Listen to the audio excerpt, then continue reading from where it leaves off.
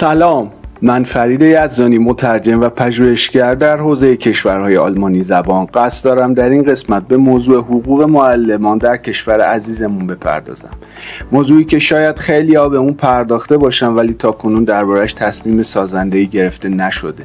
ما در این قسمت به مقایسه حقوق یک معلم و یک دندانپزشک در آلمان میپردازیم. یادآور میشم این گروه زیر نظر دکتر وفشی فعالیت میکنه و قصد داره در جهت تعالی کشور گام برداره.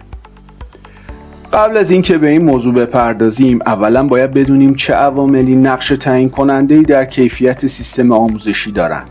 همونطوری که در تصویر مشاهده می‌کنید، معلم با بیشترین امتیاز به عنوان محوری ترین فاکتور در بین همه عوامل کلیدی از نظر مؤسساتیه که اینجا لیستشون رو براتون تهیه کردم. نتیجه گیری خیلی ساده است. اگر می‌خواید امتیاز از دست ندید، باید معلم رو راضی نگه دارید. حال ببینیم آنطوری که باید و شاید از این فاکتور مهم آموزشی حمایت کردیم یا نه. کافیه ببینیم در کشوری توسعه یافته مثل آلمان شرایط چجوریه. من اینجا لیست آیتم‌های مربوط به فیش حقوق یک معلم در آلمان رو برای شما آوردم که به شما نشون میده به صورت عمومی معلمان به چه میزان در آلمان حقوق دریافت میکنن. حقوق پایه یک معلم آلمانی از 3500 یورو در ماه تا 4200 یورو متغیره. البته این مبلغ به صورت سالانه حدود 80 یورو بهش اضافه میشه. بابت هر ساعت اضافه کاری بین 23 یورو تا 35 یورو هم اونجا دریافت میکنه. اگر این معلم در مناطق سخت کار کنه بین 93 یورو تا 186 یورو دیگه اضافه دریافت خواهد کرد. کمک هزینه برای مسئولیت‌های خاص در این حوزه هول و هوش 70 یوروه. پرداختی‌های ماهانه بابت بعضی از گروه‌های خاص رو هم اونها دارن که به این مبلغ 100 یورو دیگه اضافه کنید. در مجموع یه معلم آلمانی در ماه در حدود 4500 یورو تا 6000 یورو به صورت ناخالص دریافت میکنه. از این مبلغ در حدود 1500 یورو بابت مالیات، بیمه و هزینه‌های جانبی دولتی دیگه کسر کنید.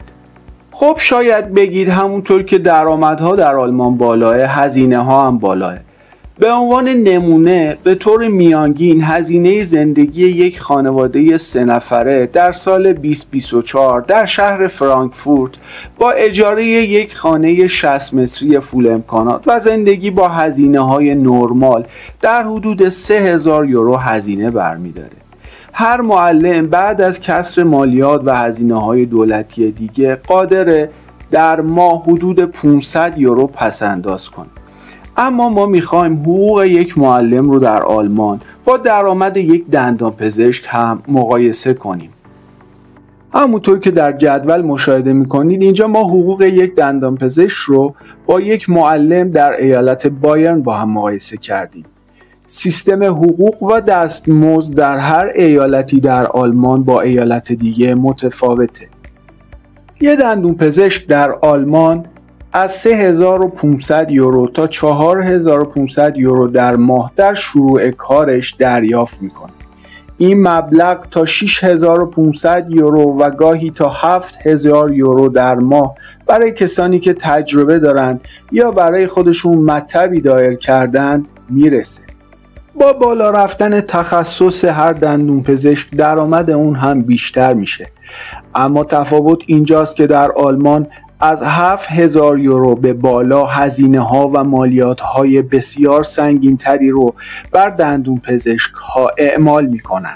لذا این موضوع خیلی هم برای دندونپزشکا جذابیت ایجاد نمیکنه تا درآمدهای بالاتری رو کسب کنن و در حدود 40% به بالای اون رو بابت مالیات پرداخت کنن.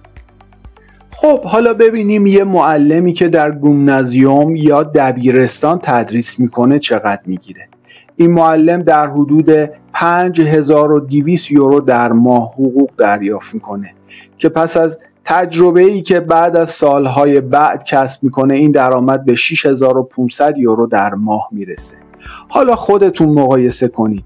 آیا کسی که در آلمان شغل معلمی رو داره با کسی که دندانپزشک هست تفاوت خیلی محسوسی داره؟ بعد نیست اینجا سری هم به تعرفه های دندانپزشکی در ایران در سال 1404 بزنیم. همونطور که در تصویر میبینید اگر یک دندانپزشک فقط در روز 2 دندان بکشه و مبلغ 2 میلیون دریافت کنه، در پایان ماه با 20 روز کار مبلغی بالغ بر 40 میلیون درآمد داره که تقریبا میشه گفت 2 برابر حقوق یک معلمه. بقیه موارد که دیگه نیاز به محاسبه نداره و اینجا شما راحت میتونید درآمد یک دندانپزشک رو در ایران محاسبه کنید و اینجا تفاوتی که بین حقوق یک معلم و یک دندانپزشک وجود داره به وضوح ملموسه. دیگه قضاوت با خود شما. آیا در این شرایط نابرابر و ناعادلانه چه توقعی میتونیم از معلمان داشته باشیم؟ و آیا این سیستم نرخ‌گذاری بر حقوق افراد چیزی جز بی‌عدالتی اجتماعی به بار میاره؟ آیا دیگه کسی تمایل داره که با این وضعیت شغل معلمی رو انتخاب کنه؟